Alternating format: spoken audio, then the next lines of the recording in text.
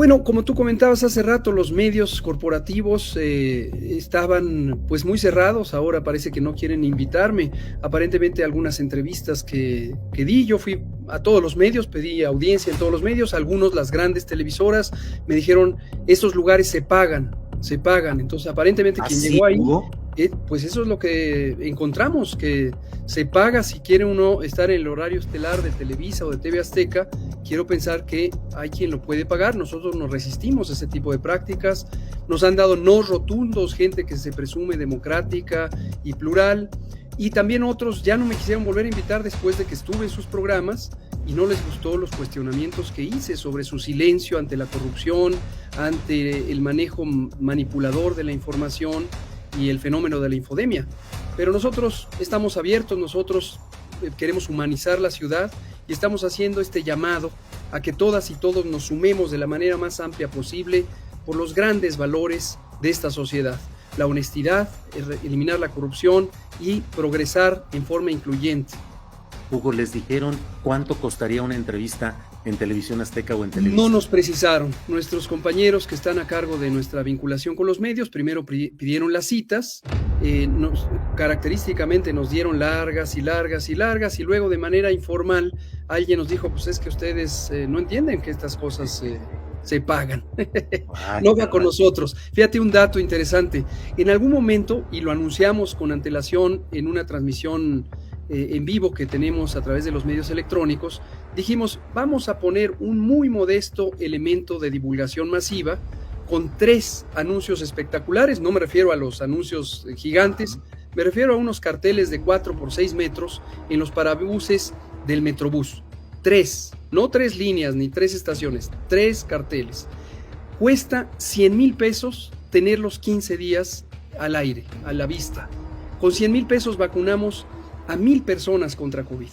Nos pareció un insulto, nos pareció algo completamente fuera de lugar, esta especulación comercial que hacen las empresas de publicidad, y obviamente no les vamos a hacer el juego, porque la política no es publicidad de un objeto comercial. La política es un noble oficio para servir a la gente. Al menos esos son nuestros principios, consideramos que son los principios del movimiento de transformación. Hugo, y por ejemplo, el tema que señalaste y que me llamó mucho la atención, la solicitud de una entrevista en un espacio donde constantemente hay referencias negativas a tu trabajo y a tu actividad anterior como subsecretario de Salud y a tus aspiraciones actuales, y que te contestaran así, N-O, 2 letras, no, simple y sencillamente no. Y luego un comentario de Leo Zuckerman, no me abstengo de dar el nombre, de Leo Zuckerman, que tiene un programa, La Hora de Opinar, en Televisa, pero decir es que llegará el momento en el cual, que es además un fraseo muy constante, Hugo López-Gatell, de un presunto paredón en el que espera el fusilamiento que van a realizar los presuntos salvadores de la patria de hoy, que fueron los verdugos del pasado, que fueron los responsables de buena parte de las cosas que han sucedido, periodistas chayoteros, periodistas vendidos al poder, y que ahora se convierten en los jueces que dicen va a haber castigo para todos ustedes por el daño que le hicieron a la nación. ¿Cómo explicarse ese no, Hugo? Pues sí, justo como lo describes, este es un grupo en general enquistado en el poder económico o favorito del poder económico. Los medios corporativos que antes vivían de ese famoso chayote, creo que ya todo el mundo a estas alturas sabe qué es eso, pero eran grandísimas sumas de dinero que se transferían directamente del gobierno, los gobiernos de Peña Nieto, Calderón, Fox, etcétera.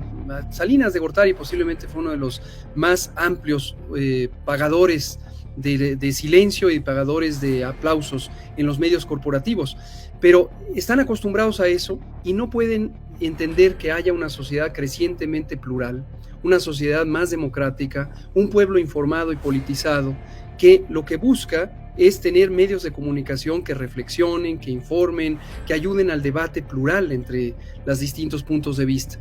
Ellos, por lo visto, cuando dicen es hora de opinar, solo se refieren a que opinen sus amigos, sus acólitos, sus favoritos, quienes les aplauden, y es un poco un rejuego de autoafirmación. Ahora que están tan chiquitos, tan derrotaditos, tan moralmente suprimidos porque no han podido dar la cara ante toda la máscara que se les cayó de toda la corrupción, pues están desesperadones, yo los veo como tristones. Entonces, a eso creo que se debe estos no rotundos, o que cierren la puerta una vez que uno empieza a debatir, pues ya no les gusta, porque lo que querían era que uno estuviera en silencio, quizá, oyendo estos juicios sumarios que antes les daban resultados, pero ahora que ya no se los cree nadie.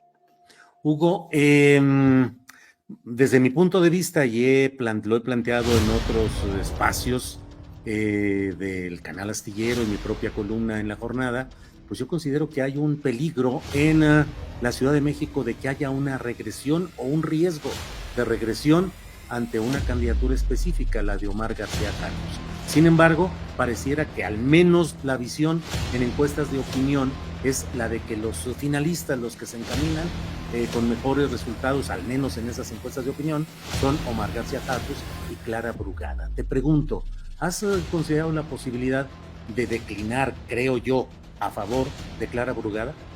Eso me lo han planteado. Fíjate que desde el inicio, cuando estaba por registrarme, el primer día que nos registramos todos, el 25 de septiembre, hubo varios mensajes que me mandaron, creo que algunos cercanos a Clara o simpatizantes de Clara, que dijeron, necesitamos que declines porque aquí tenemos que hacer una especie de candidatura de unidad. Me recordó a los tiempos de ese viejo priismo donde había acciones disciplinares y demás. Considero que es muy importante que haya una participación amplia, plural. Desde luego puede haber momentos coyunturales en donde las simpatías se empiecen a alinear hacia una perspectiva, hacia la otra, y en algún momento podría existir hipotéticamente este fenómeno de declinaciones. Lo mismo de mí hacia Clara o de Clara hacia mí. Por ejemplo, si lo que va a definir esto es el género, pues en un momento dado Clara no tendría ningún obstáculo si se define mujer. En cambio, si se define hombre, pues a mí me tocaría esta contienda con el hombre que tiene las preferencias más altas según muestran las encuestas de sondeo. Entonces a lo mejor tocaría que Clara declinara hacia mí. Pero yo creo que no es el momento de cómo funcionan las cosas. Esto no es una elección, esto es una encuesta, y aunque refleja las preferencias del pueblo, la encuesta lo que es un sondeo de opinión. Aquí no hay de que automáticamente, como si fuera un vaso de agua, yo me lo quito de la boca y entonces lo paso a alguien, como se hacía también en las cargadas priistas del régimen corporativo, en donde todos los aplaudidores, todos los que yo acarreé, que se vayan para allá. Nosotros no lo vemos así. Nosotros vemos la importancia de una participación de cara a la sociedad, como he dicho, a ras del suelo, sin dispendio de recursos y dando una postura. Hemos estado nosotros compartiendo sobre todo ideas. Lo que nos caracteriza es que vamos plaza por plaza, compartiendo ideas, escuchando ideas, discutiendo ideas y propuestas, y eso ha sido muy bien recibido por distintos sectores, tanto dentro del movimiento de regeneración, como en personas que nunca estuvieron en el movimiento, o personas incluso que se alejaron del movimiento, por ejemplo, en torno a la elección de 2021. Y parte de la tarea es esa, presentar una perspectiva de la transformación que es incluyente, que no está considerando solamente favorecer a los militantes o a las personas que se subordinen a un liderazgo, sino a toda la sociedad. La sociedad es muy plural, incluye gente con simpatía por Morena, gente que no tiene simpatía política, que no identifica cuál es su postura, o incluso gente que está en los otros partidos y se ha dado cuenta del fiasco histórico que representa el conservadurismo y hoy está aspirando a sumarse a la transformación. Hugo, ¿tienes indicios de por dónde irá la decisión de Morena, género femenino o masculino?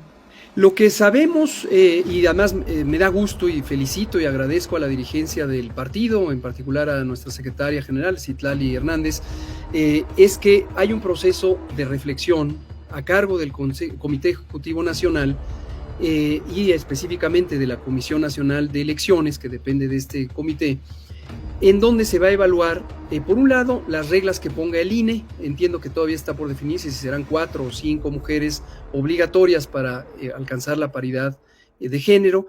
También está el tema de la paridad efectiva, es decir, no se puede poner mujeres en donde se anticipa que podría haber una derrota electoral.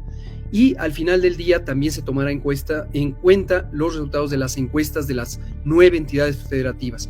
Y eso finalmente llevará a un resultado que es una decisión centralizada del comité. Todo mundo lo sabemos, firmamos todos los que somos hombres una carta de compromiso de que reconoceríamos ese procedimiento.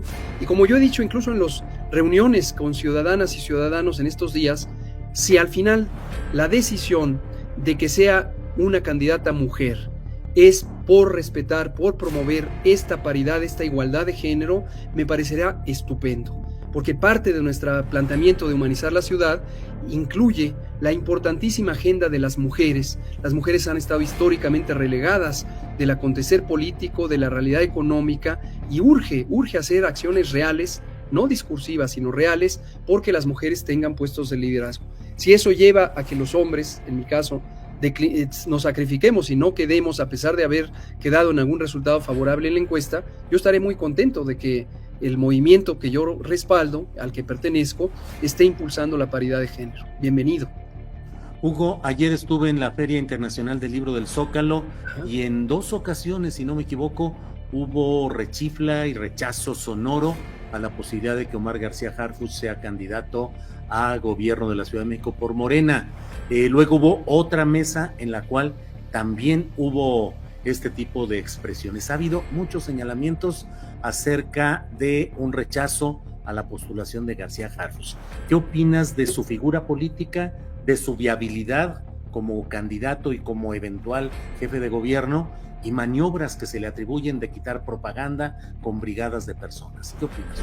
Yo pienso en general, y esto lo he manifestado desde que me registré a la contienda interna y también cuando en las fechas en que el Comité Ejecutivo Estatal de la Ciudad de México nos identificó a 4 personas en este proceso. También cuando después el Comité Ejecutivo Nacional sumó a Torruco, a Miguel Torruco en la contienda, no sumó a una mujer, lo cual me llamó un poco la atención, pero bueno, esa es una decisión que toma la dirigencia. Y lo que veo es un proceso en donde todas y todos tenemos que pensar más allá de nuestras personas. Al menos yo lo veo así. Si uno está aferrado a que uno quiere ser porque es su última carta política o porque es el momento de subir al estrellato o al poder o cualquier cosa, uno deforma su participación.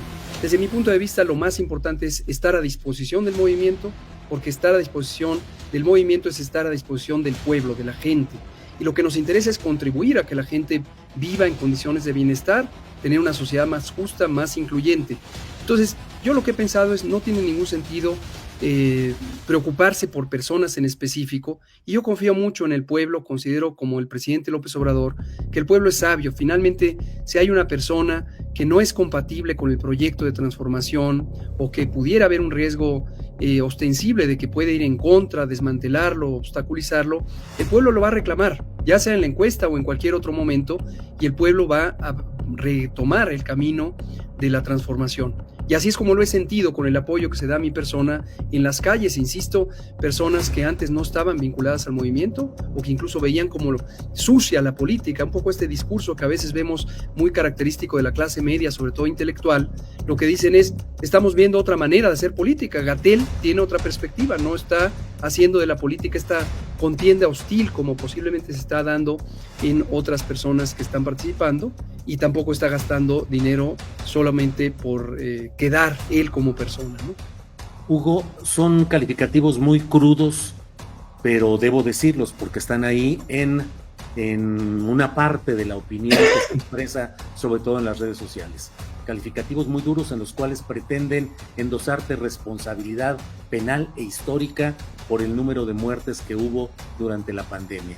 ¿Cómo enfrentar este tipo de cosas y cuál es tu ánimo frente a esas acusaciones tan crudas, como he dicho?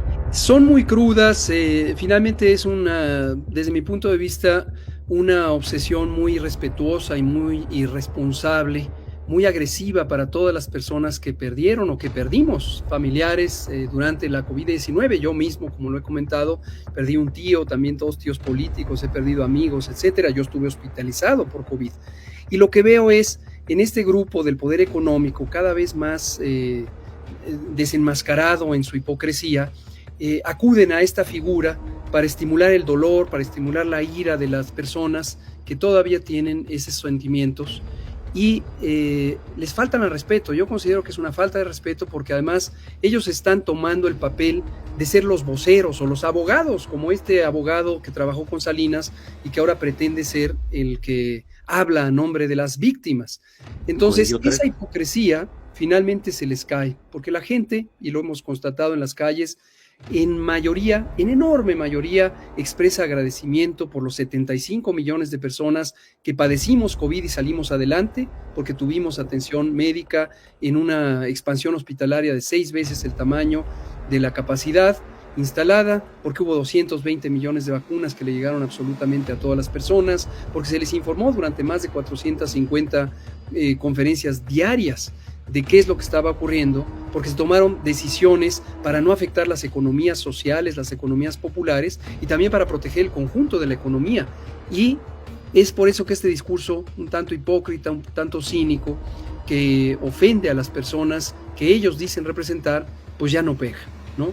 Ayer, por ejemplo, te comento esta experiencia. Ayer fuimos al centro de Tlalpan, ahí a la plaza de Tlalpan, y justo cuando estábamos por empezar en una reunión donde pues estaban las personas que voluntariamente quisieron llegar, por cierto, mi agradecimiento a todas esas personas que se han sumado a este esfuerzo de divulgación por humanizar la ciudad, se acercó una mujer de aproximadamente 35, 38 años, muy vociferante, diciendo que todo era mentira y que no hemos tenido progreso económico y que el peso frente al dólar no está en una condición óptima y que no mejoró el salario mínimo, etcétera. Lo que yo dije es que hable. Si ella quizá conoce información que el conjunto de nosotros ignoramos, que hable. Le pasé el micrófono, le dije, adelante, por favor, explíquenos por qué usted tiene otra perspectiva.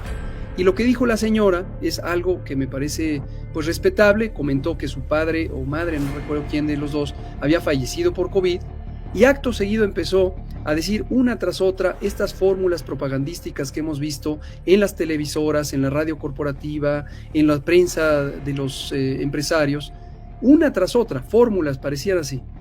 Y nosotros le invitábamos a que reflexionara junto con nosotros un poco la lógica de cómo la desigualdad social es un determinante mayor de cómo nos fue en el COVID y en general de cómo es la vida de las personas, de cómo el sistema de salud fue desmantelado por la corrupción y por la privatización corrupta, o de cómo el estado de salud de la población es consecuencia de este modelo de alimentación en donde se han enriquecido unas pocas empresas globales de comida y bebida chatarra, pero han dañado profundamente a la población. No hubo manera. La señora, encolerizada, a pesar de que tenía el micrófono en la mano, estábamos buscando que todo el mundo le escuchara, dejó el micrófono y se salió. Entonces, esa es la cara que vemos en un Ciro Gómez Leiva que ahora no me quiere recibir y que el día que me entrevistó salió furioso del estudio, en un René Delgado que empezó a balbucear y le temblaba la cara porque no podía articular ningún argumento plausible para lo que yo le estaba explicando con todo respeto y con toda paciencia. Y así es como vemos que este grupo está moralmente chiquito, moralmente derrotado. Una vez que no tienen el dinero gubernamental que antes lo sostenía y ahora solo se los dan los empresarios, pues están muy desconcertados. Hugo, pues te agradezco mucho, a reserva de lo que desees agregar. Te agradezco que hayas tenido la amabilidad de platicar con nosotros. Y bueno, creo que más allá de las circunstancias, hay una tarea enfrente que es la de luchar por la conservación de derechos y libertades y la condición progresista de la Ciudad de México. Justo esto, si me permites, eso es lo que quisiera agregar. Aunque vemos estas miserias morales y de conducta de los grupos adinerados que perdieron el poder, no nos desaniman. Lo que vemos es una enorme mayoría social que está en las calles, que está participando, que se está enterando, que se informa y que quiere que la transformación siga, se amplíe, se profundice. Y la transformación implica eso: justicia social, libertad, democracia efectiva, no simulaciones. Y eso nos llena de orgullo por este pueblo y nos da mucha esperanza de que es posible humanizar la ciudad. Nosotros decimos, la encuesta, es posible que la encuesta ya esté en curso en este momento. Estamos convencidos que en la encuesta Gatell es la respuesta, porque vemos esta conexión con la gente, con el ideario del presidente López Obrador y con la ética del movimiento de transformación, una ética al servicio del pueblo, una ética de honestidad y de ver a la gente de frente para poder construir con ellas y ellos. Eso es lo que queremos y en eso seguiremos en ese empeño, en esta coyuntura o en cualquier otra, en pro de este movimiento de transformación. Hugo, pues te agradezco mucho y estaremos atentos a lo que vaya viniendo en estas decisiones y determinaciones, primero internas y luego el trabajo político externo. Gracias, Hugo. Muchas gracias, Julio, pues estoy a la orden y muchas gracias por abrir tu espacio. Al contrario, gracias a ti. Gracias.